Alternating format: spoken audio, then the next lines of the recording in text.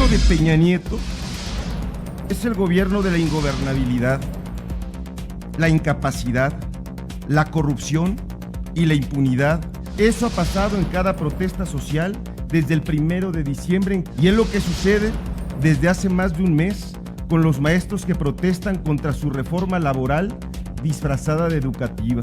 En vez de concertación, de diálogo, ha aplicado el engaño, el uso de la fuerza que eufemísticamente se hace llamar Estado de Derecho, como en los peores momentos del gobierno de Díaz Ordaz o de Luis Echeverría. Se envía a reprimir a manifestaciones populares.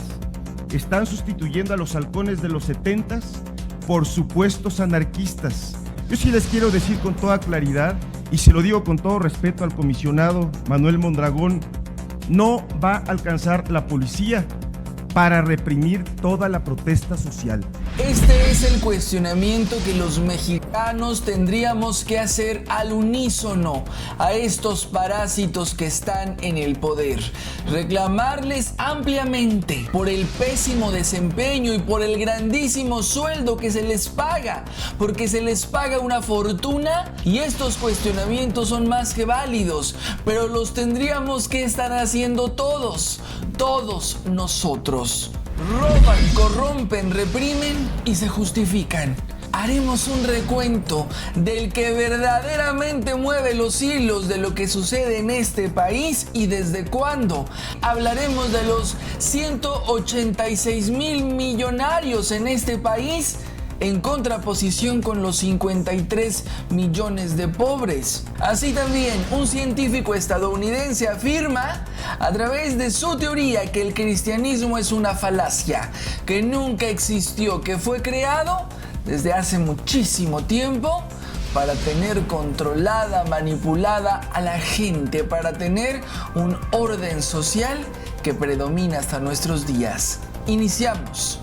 Los titiriteros de Enrique Peña Nieto mienten, reprimen y se justifican. Dice Osorio Chong: gobierno propone, no impone. Durante su comparecencia en el Senado de la República como parte de la glosa del primer informe de gobierno, Osorio Chong sostuvo que estamos inmersos en una ruta de reforma y sí que nos hemos dado cuenta. Y que el gobierno federal actúa sin dogmas ni voluntarismos. Estos cínicos, bueno, ya les gustó, Esto no debe de sorprendernos. Todo lo que se hace, todo lo que se ha venido haciendo, pues rebasa toda la lógica y todas las proporciones de lo que podemos creer que son capaces de hacer. Con un país que se nos cae a pedazos por todos lados, plagado de negligencia, de corrupción, de violencia, de represión, de abusos, de robos descarados y de la venta de Pemex, todavía se atreven a decir esto, a sostener esto y por supuesto solapado pues por los que ya sabemos, principalmente por los medios de comunicación, ese gran poder sobre todo en manos de Televisa que pulula, que anda, que sigue negociando como si nada cuando son el tamaño de delincuentes que son. Pero a todo esto se suman las voces críticas que no solamente son las de las redes sociales. Alrededor de 110 ONGs nacionales y extranjeras denunciaron la reacción autoritaria y la comisión de violaciones a derechos humanos por parte del Estado mexicano ante las recientes expresiones de protesta civil. El Barómetro Global de Corrupción del 2013 dijo que 71% de los mexicanos considera que la corrupción en el país ha aumentado principalmente entre el gobierno y partidos políticos. Y bueno, no es que haya aumentado, ha estado desde siempre, pero hoy pues tenemos un acceso mucho más inmediato. Y bueno, sí, entonces es entendible cómo se alzan las voces, cómo se sale a las calles, cómo se protesta de diversas formas, cómo la gente empieza a organizarse, pero a estos están recurriendo a lo de siempre con el regreso de estos buitres, de estos parásitos, de este cáncer para México, pues por supuesto que están más preocupados que nosotros por ver cómo nos callan y cómo se salen con la suya. Pero recordemos a través de este material audiovisual quién está detrás actualmente de todo esto y no lo perdamos de vista. Dejémonos de pensar lo que nos quiere vender Televisa. Hay otro, el que ya sabemos, que mueve los hilos de este país. Veamos desde cuándo y cómo lo hace. Dramas, asesinatos, violencia, corrupción, mentiras, traiciones, amantes, cuentas ocultas, pasaportes falsos, la búsqueda del poder y el precio que se paga por conseguirlo.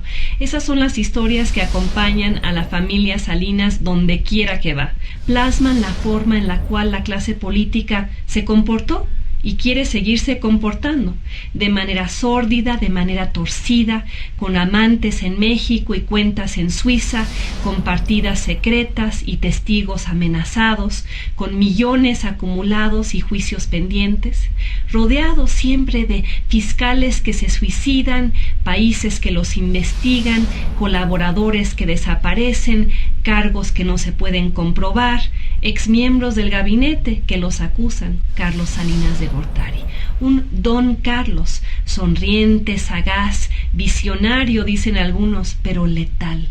Un hombre que, como Don Corleone, siempre quiso limpiar su nombre, ganar legitimidad social y económica para su familia, ser aplaudido como el gran modernizador de México, ser admirado, reconocido, aunque su imperio estuviera construido sobre los cimientos de la corrupción. Una corrupción compartida, revelada en conversaciones telefónicas grabadas entre sus hermanos Raúl y Adriana, una corrupción facilitada por empresarios, avalada por amigos, ignorada por tecnócratas, permitida por las autoridades, año tras año, cuenta tras cuenta, millón tras millón, una corrupción fácil de tapar y difícil de comprobar. Más de 53 millones de pobres y ya 186,000 millonarios en México. El Fondo Monetario Internacional informó que México crecerá este año apenas 1.2%, ya lo habíamos dicho acá, pero esto contrapone que si nos iba mal con el genocida Calderón, pues bueno, con este nos va peor, porque el año pasado se alcanzó el 3.6% de crecimiento. Pese a reformas y con todo lo que nos dicen y nos prometen, México será el de menor crecimiento en América Latina según el Banco Mundial. Ante la inminente privatización de Pemex, la propuesta de reforma hacendaria del gobierno peñista busca sacar dinero de donde se pueda. El problema es que apenas podrán arrancar unos cuantos pesos sin menoscabar los privilegios de los más ricos. Las mayorías, sin embargo, sí pagaremos las consecuencias, y todo esto lo señala la revista Contralínea. De ese tamaño las circunstancias en este país, y bueno, y todavía mucho más, porque con esta información que se revela del aumento de los multimillonarios en este país, esos que no pagan impuestos, esos a los que se les favorece con contratos privilegiados, que con dinero del erario público pues se fomenta, se ensancha sus fortunas, mientras a la mayoría de los mexicanos se les quita prácticamente el pan que se llevan a la boca. Científico estadounidense afirma que el cristianismo no existe. Su teoría sostiene que utilizan la fe para obtener un orden social. El profesor estadounidense Joseph Adwill afirma que el cristianismo fue creado como una herramienta de propaganda sofisticada para pacificar a los súbditos del Imperio Romano.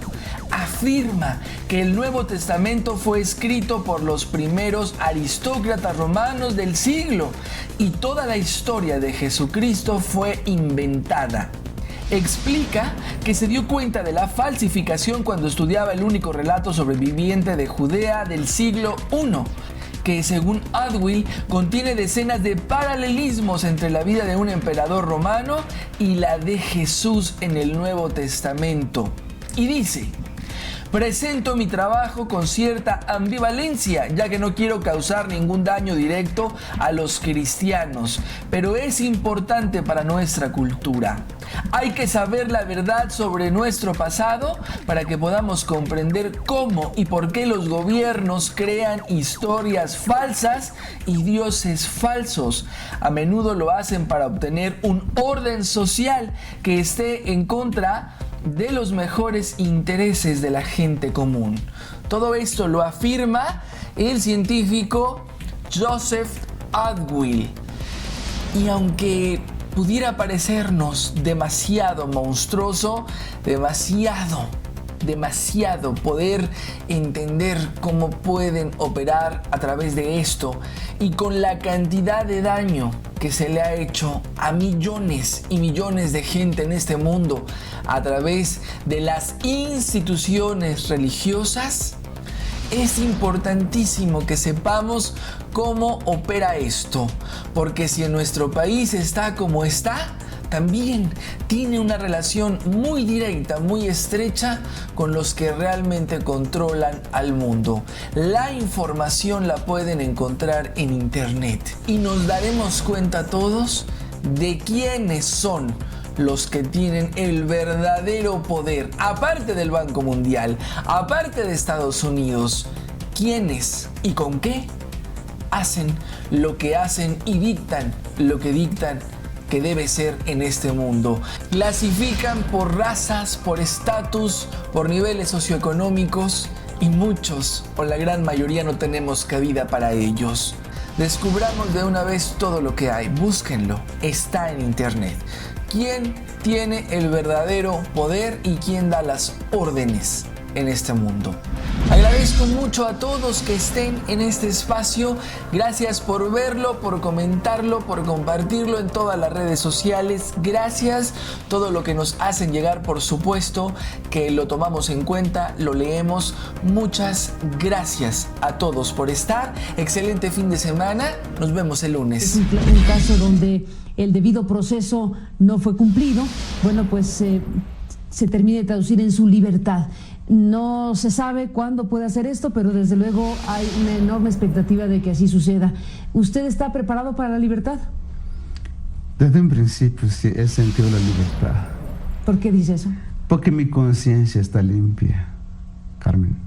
Y eso es lo que me mantiene tranquilo. ¿Esa es la verdadera libertad? Es la verdad que siento, porque estoy limpio en conciencia. Ante los ojos de Dios soy inocente y estoy libre. Y es eso.